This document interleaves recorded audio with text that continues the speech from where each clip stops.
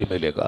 لوگ 10 لاکھ روپے خرچ کر کے گئے, وہاں سیلفی لے کے آ گئے, فوٹوگرافی کر کے آ گئے, سمجھ رہے ہیں اس کا حج چوپٹ ہو گیا. وہ وہاں ایک نیکی 1 لاکھ کے برابر ہے, تو ایک گناہ بھی 1 لاکھ کے برابر ہے. وہ لوگ اپنی خیر منائے جو عمرہ کے لیے گئے ہیں, اب وہاں سے پوسٹ بھیج رہے ہیں, وہاں سے سیلفی بھیج رہے ہیں, وہاں سے فیس بک پہ اپنی تصویریں شیئر کر رہے ہیں. پتہ نہیں کیا دماغ چوپٹ ہو گیا, الٹا پلٹا سارا کام ہو رہا ہے. اب جبکہ وہ یہی آ کے بولتے ہیں, کیا بولتے ہیں کہ صاحب ادب کا ہیست زیر آسمان از عرش نازک تر, نفس گم کردہ می آیت جنید و بایزید ایجا. یعنی حضور کا دربار وہ مقدس دربار ہے جہاں 1,40,000 فرشتے روزانہ آتے ہیں سلام پیش کرنے کے لیے, اور جو چلے گئے دوبارہ نہیں آئیں گے. اور پھر ادب کے ساتھ حاضری دیتے ہیں کون؟ سید الطائفہ, جو اولیاء و صالحین کے گروہ کے سردار ہے جنید بغدادی. وہ سانس روک کر حاضری دیتے ہیں تاکہ سانس چلنے کی آواز بھی حضور کے کان تک نہ پہنچے. یہ ادب کی جگہ ہے جہاں جنید جیسے بزرگ, بایزید بستامی جیسے بزرگ سانس روک کے حاضری دیتے ہیں, اور یہ وہاں سے سیلفی شیئر کر رہے ہیں. اس لیے آج تو سرکار تاج الشریعہ کی بڑی یاد آتی ہے کہ حضور کچھ دن اور آپ بحیات رہ گئے ہوتے تاکہ یہ خرافات ختم ہو گیا ہوتا, لیکن آپ چاہے پردہ فرما گئے ہیں, لیکن آپ کے غلام حاضر ہیں. لوگ مانے یا نہیں مانے, مگر جو حرام ہے اس کو بولا جائے گا. لوگ مانے یا نہ مانے, جو غلط ہے اس کو غلط کہا جائے گا.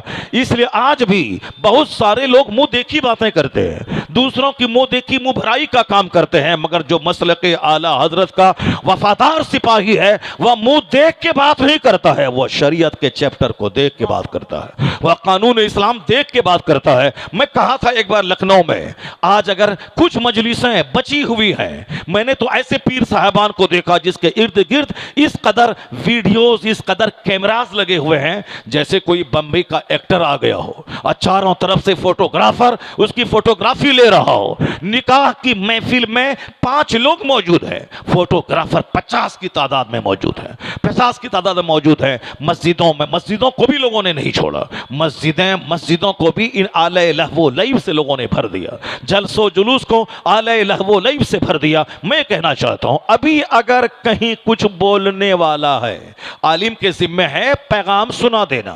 کسی کی گردن میں چادر ڈال کے مسجد گھسانا یا نہ کسی نبی پہ فرض تھا, نہ کسی نبی کے غلام عالم پہ فرض ہے. انبیاء کرام بھی صرف اللہ کا پیغام سنا دیتے تھے, باقی اسی کروڑوں میں سے 2-4 لوگ کھنچ کے ایمان لاتے تھے, کلمہ پڑھتے تھے. اور یہی کام انبیاء کے وارثین نائبین پر ہے کہ آپ اچھے انداز میں قرآن پڑھ کے سنا دیں, مصطفیٰ کی حدیث پڑھ کے سنا دیں, لوگوں کو اسلام کا قانون بتا دیں. بس اتنا ہی آپ کا کام ہے. وما علینا الا البلاغ, یعنی ہمارے اوپر میں صرف پہنچا دینا, یہی ہے. کسی کی گردن پکڑ کے, کسی کا کیمرہ توڑ کر کے اس کو کہنا خبردار یہ حرام ہے, بھاگو یہاں سے, یہ ہم پر ضروری نہیں ہے. ہم پر صرف اتنا ہے کہ بتا دینا ہے کہ یہ غلط ہے, بتا دینا ہے یہ حرام ہے. باقی اس کے ذمہ دار وہ ہیں. میں کہوں گا نماز پڑھو, نماز ایک وقت کی چھوڑنا حرام ہے. اب سامنے والا بندہ بولیں گے اپنی پڑھو, ہم نہیں پڑھیں گے, تم کیا کرے گا, تم کیا کرے گا, تو پھر ہم سے کچھ نہیں کر سکتے ہیں. میں کہوں گا صاحب عمرہ کیوں شوق کے عمرہ کر رہا ہے, حج کیوں نہیں کرتا ہے؟ حج فرض ہے, عمرہ فرض نہیں ہے. اب حج فرض ادا ہو گیا, یہ 50 بار عمرہ کیوں کر رہا ہے؟ عمرہ میں جو 1 لاکھ روپے خرچ ہوتے ہیں اس 1 لاکھ روپے سے کسی غریب کو دے دے, غریب کی بیٹی کی شادی کرا دے, کسی بیمار کا علاج کروا دے. 50 عمرہ میں وہ ثواب نہیں ملے گا جو ایک بندہ مومن کی بیماری کے علاج کرانے میں مل جائے گا. چونکہ مرد مومن کی ضرورتیں پوری کرنا, اس کی حاجت روائی کرنا, مشکل کشائی کرنا, یہ بہت بڑا کام ہے. 10 سال کے اعتکاف سے بہتر ہے ایک مسلمان کے کام آ جانا.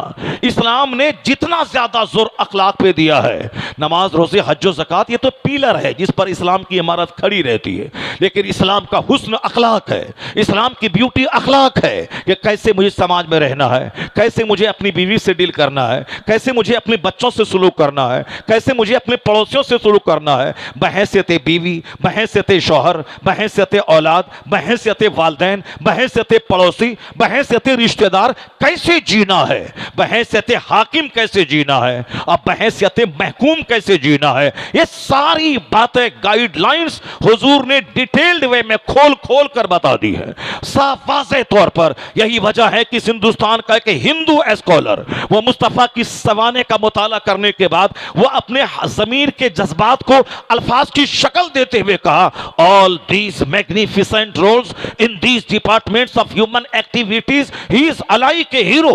وہ کہتے ہیں کہ دنیا محمد عربی کو نہیں سمجھ پائی ہے. حضور نے جیون کے ہر چھیتر میں جو ہماری نیترتو کی ہے, ہماری رہنمائی کی ہے, جو ہمیں مارگ درشن دکھلایا ہے, اس کو دیکھنے کے بعد میں کہہ سکتا ہوں اس روئے زمین کا ایک لاجواب انسان عبقری شخصیت اگر کوئی ہے تو محمد عربی کی ذات گرامی ہے. یہ ڈاکٹر رام کرشنا جو ایک غیر مسلم ایک ہندو برہمن ہے, انہوں نے کہا ہے بے شمار لچے لفنگے کم پڑھے لکھے لوگ میرے پیغمبر کے خلاف بولتے ہیں, اس کی باتوں کو اس باتوں پہ کان نہیں دھرنا, ان کی باتوں کو خاطر میں نہیں لانا. پڑھے لکھے لوگوں نے جو نبی کی تعریف کہہ دی, جو اپنا دل نکال کے رکھ دیا ہے, اس کو بیان کیجیے, اس کو لوگوں کے سامنے بیان کیجیے, در و دیوار میں اس کو لکھ دیجیے.